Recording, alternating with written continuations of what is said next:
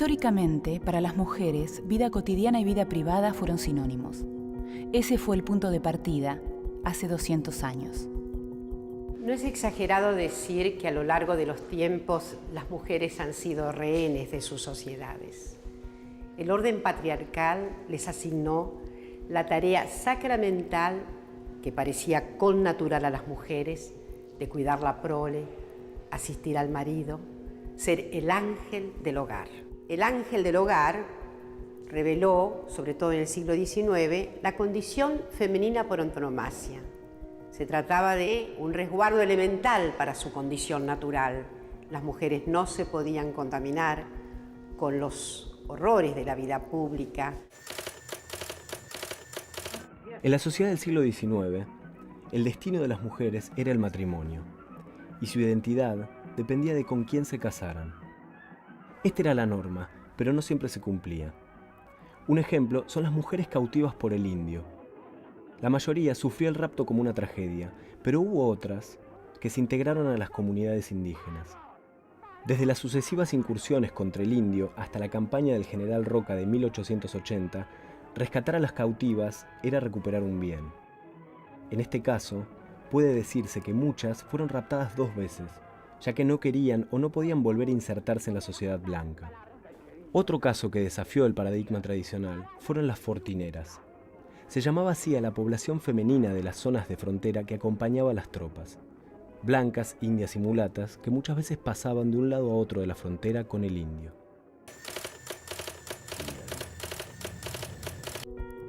En La Vuelta del Malón, una de las obras fundamentales de la pintura argentina del siglo XIX, la imagen de la mujer nos interpela en tanto trofeo de guerra, objeto de deseo, mano de obra esclava y vientre apto para la reproducción.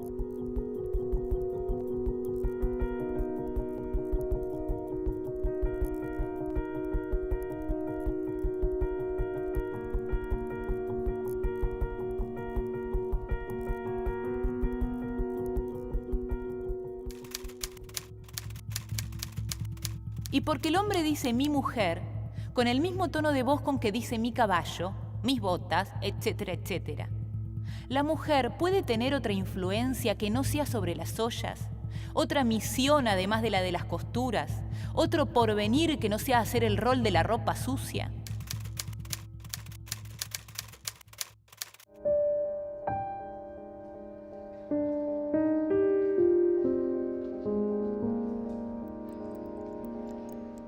Lo que aparece en el álbum Familiar como discurso es el modelo hegemónico moderno de familia, en virtud del cual cada integrante aparece representando un rol.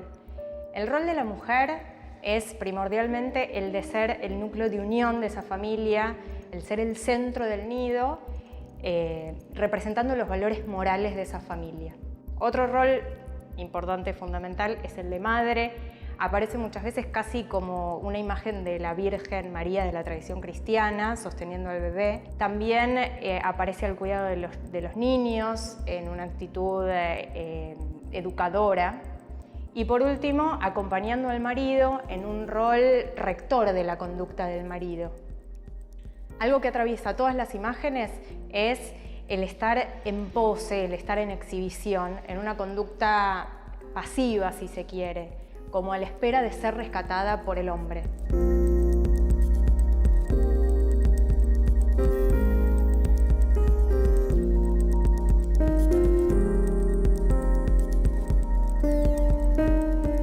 Las mujeres eran siempre prisioneras, ya fuera del indio que las raptaba o de las instituciones sociales. ¿Quién diablos inventó el matrimonio indisoluble? No creo que esto sea cosa de Dios. Se preguntaba Mariquita Sánchez de Thompson en un acto de rebeldía. Las mujeres debían ser rescatadas o raptadas por el hombre. ¿Pero de dónde? Del hogar paterno, de la soltería, de la vida religiosa. El rescate no implicaba liberación. Las ideas de liberación o sujeción cambian si la miramos desde el prisma de la historia de las mujeres. Se me ocurre pensar en el caso de Amalia Pelliza, que a fines del siglo XIX vivió una vida de encierro doméstico dispuesto por su marido y que, aunque apeló a la justicia, no consiguió que se oyeran sus reclamos.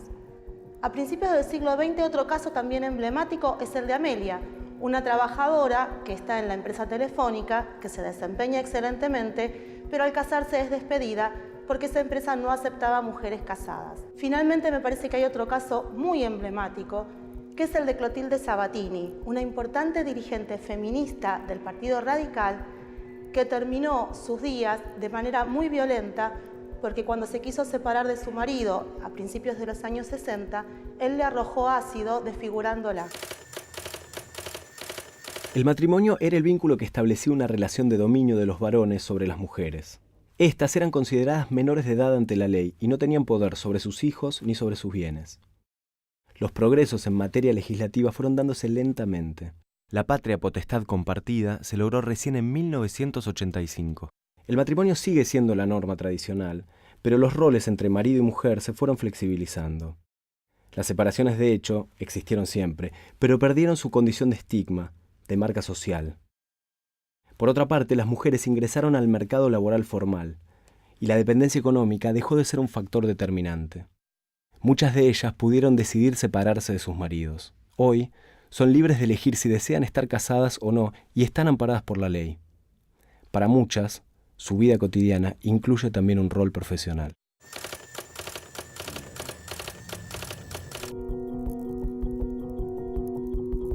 Para llegar a este presente, hubo algunas mujeres que se rebelaron contra la sociedad patriarcal. Mariquita Sánchez de Thompson apeló al virrey de Sobremonte para poder casarse con el hombre que amaba. Camila O'Gorman se fugó con el sacerdote Ladislao Gutiérrez, pero fueron capturados y fusilados por el gobierno de Rosas en 1847. La lucha por solucionar ciertas problemáticas que todavía subsisten, como la violencia familiar, también tuvo antecedentes en el pasado.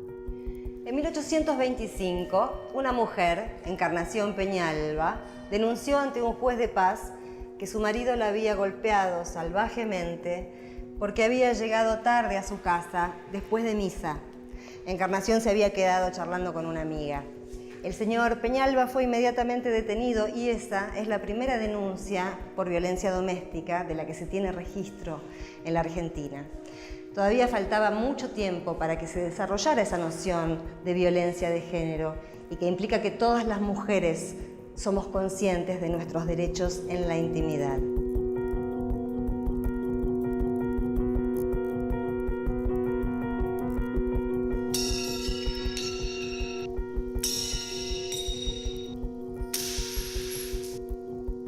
El plato es un objeto cargado de gran valor simbólico. Es a la vez el plato de comida preparada por las mujeres, el que los hombres mandaban o aún mandan a lavar para devolver a las mujeres a su rol tradicional, y el que vuela en las peleas domésticas. Romper platos y hacer de eso un concierto rompe con todas estas estructuras.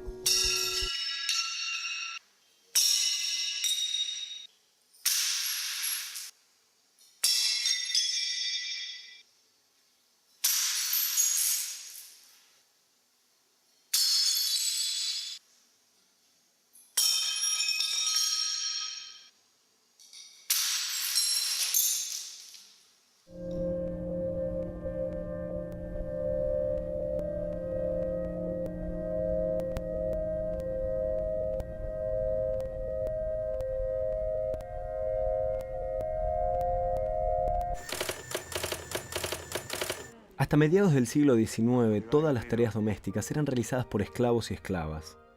Con la abolición de la esclavitud, fueron las mujeres llegadas de Europa las que ocuparon ese lugar.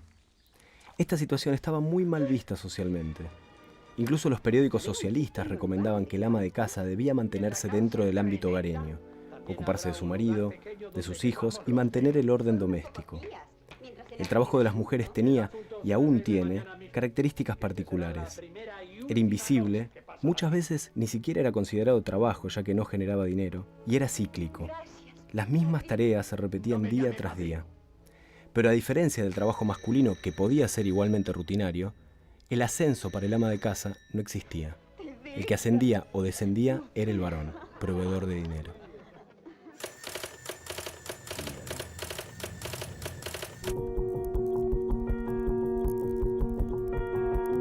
El estereotipo tradicional de las mujeres amas de casa, que funciona como contrapartida del marido que progresa, convive hasta hoy, o se superpone, con el de las mujeres profesionales.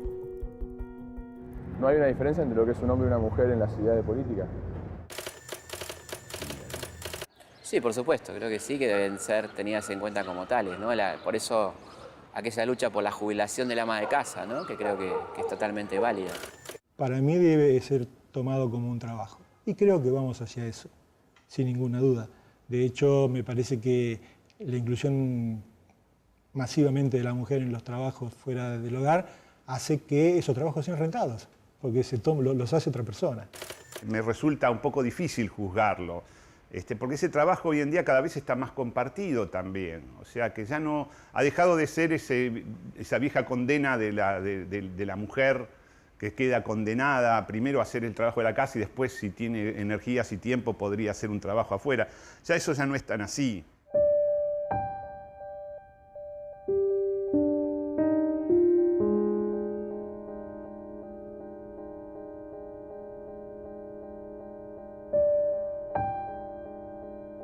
Actualmente, las mujeres profesionales pueden delegar las tareas del hogar, pero siempre en otras mujeres, como la empleada doméstica. Es decir, el género las une, pero la clase las separa.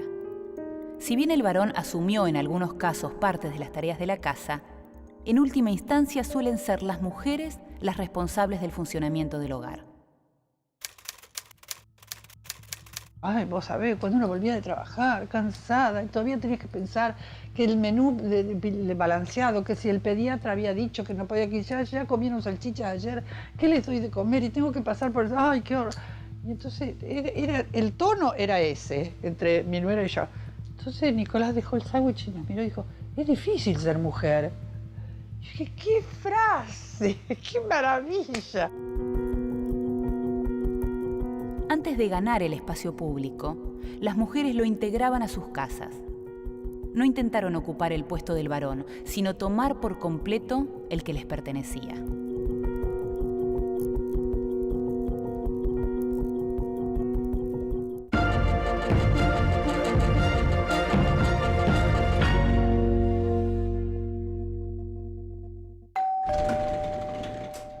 Las mujeres se las ingeniaron para intervenir en la vida pública sin hacerse notar demasiado y despertar las alarmas de la sociedad patriarcal en las que se encontraban sometidas.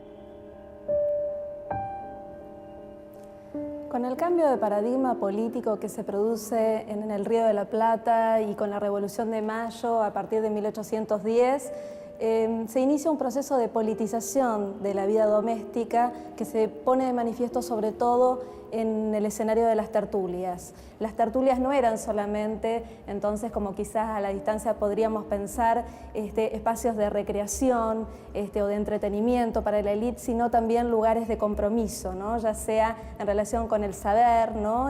Como con la política.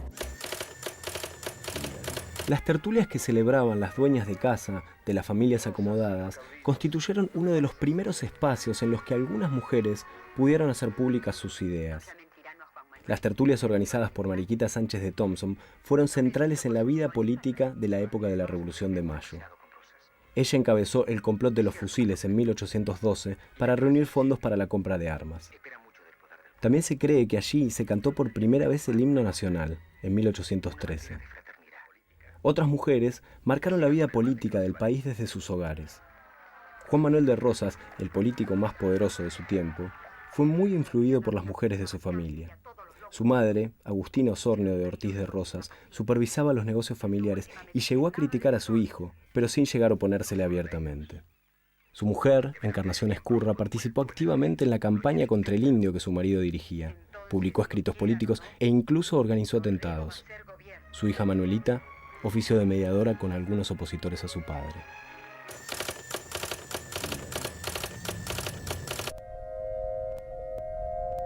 A principios del siglo XX, el ámbito tradicional del hogar estaba en crisis para muchas mujeres. Las condiciones de vida en las ciudades eran muy precarias y buena parte de la población vivía hacinada en conventillos. En 1907 se desató en Buenos Aires la huelga de inquilinos, reclamando una rebaja del 30% de los alquileres. Muchas mujeres se resistieron a abandonar sus casas y se enfrentaron con la policía. Entre las participantes más activas de la huelga se destacaron Virginia Volten y Juana Rouco Buela. militantes feministas y miembros de la Fora, la central obrera que nucleaba militantes comunistas y anarquistas.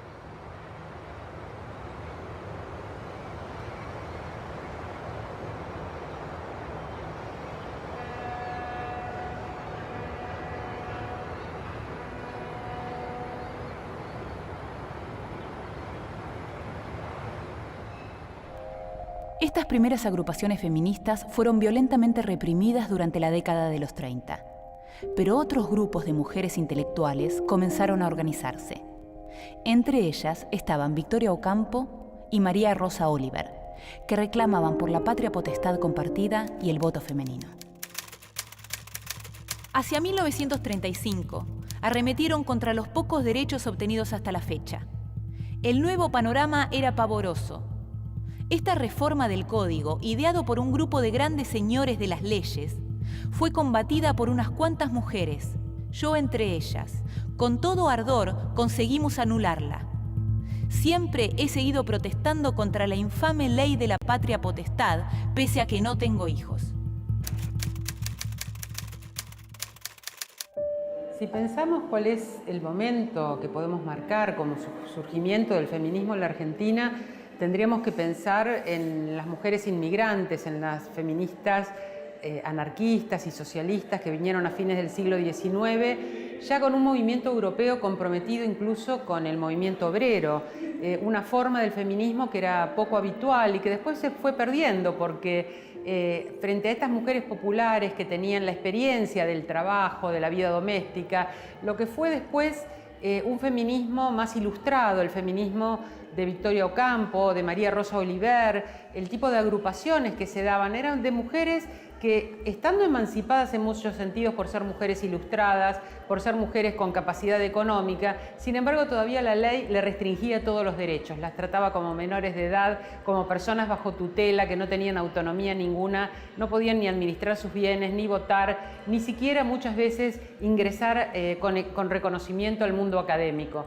Esa diversificación de un feminismo popular y un feminismo ilustrado es algo que todavía ahora en el feminismo contemporáneo cuesta un poco suturar, cuesta un poco reconciliar. Según el Código Civil vigente, redactado por Dalmacio Vélez Arfiel, las mujeres eran consideradas menores de edad. Necesitaban la aprobación de un varón, ya fuera el padre o el marido, para acceder a la educación, para administrar sus bienes o para iniciar un juicio o testificar en él. Esta situación se modificó recién en 1926 y representó un avance parcial.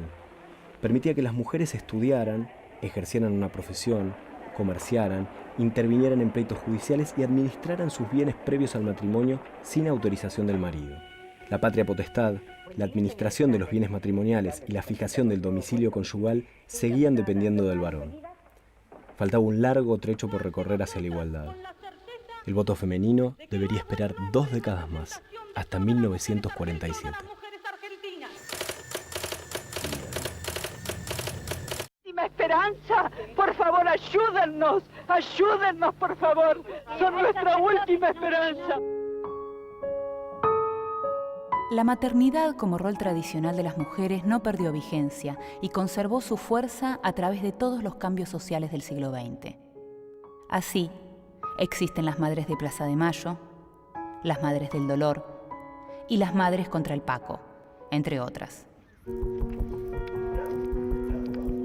Las madres en lucha contra el Paco somos madres que hemos vivido en carne propia el consumo de nuestros hijos, ¿no? Sí. Hemos, vivido y ver y cómo de a poco la vida de nuestros hijos se va pagando por el consumo del Paco. Y cuando empezó el consumo de mi hijo, bueno, ahí empezó mi lucha. Yo trataba de recuperarlo y bueno, lo mandaba a La Pampa con la abuela paterna, 3 meses, volvía ya bien, recuperado en peso y todo, y después volvía a recaer otra vez. En menos de 3 meses había bajado casi 30 y pico de kilos. Y bueno, Jeremías ya al último quedó durmiendo afuera. Ya adentro acá no tenía acceso porque Jeremías empezó llevándose todas las cosas que había. Olla, planta, ropa, todo servía para el Paco. Si yo no cortaba una avenida, si yo no pedía una protección personal, mi hijo se moría. No tengo ninguna duda. Mi hijo se moría. En el estado que se encontraba se moría. Cuando los hombres huyen del peligro, las mujeres ocupan su lugar, sobre todo cuando es preciso dar señales de vida. En los años 90 surgieron grupos de mujeres que se organizaron para defender sus tierras, pero esta vez desde la posición de propietarias. Décadas atrás algo así hubiera sido no solo impensable, sino ilegal. Bueno, al día siguiente vinieron 200, 300 mujeres, todas mujeres del campo, todas mujeres chacareras que tenían el mismo problema de endeudamiento con Lucy, que a la que todavía no le había llegado la cédula, habían intimado y ya sabía que eso le iba a llegar también a ella. Y ahí las mujeres empezaron, se animaron cada una a contar el problema. Nosotros no salimos a robar a nadie, ni al banco, ni a nada. Nos vinieron a robar. Y si no lo defendíamos, con el única arma que teníamos era el himno nacional argentino. No teníamos ninguna arma en otra que eso. Vamos a continuar entonces con el remate que ha sido decretado por orden judicial.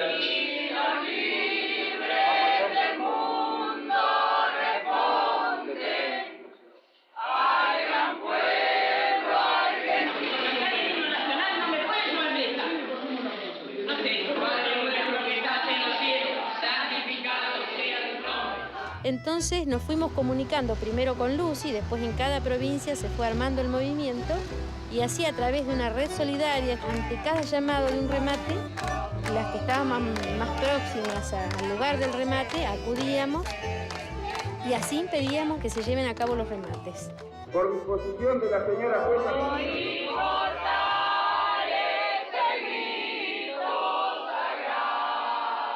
¿Cómo alguien se va a parar delante de un juez y un martillero y decirle acá no va a haber remate? Pero ¿cómo? Si es la orden de la justicia, bla, bla, toda la historia que te hace. Acá no va a haber remate. No va a haber remate.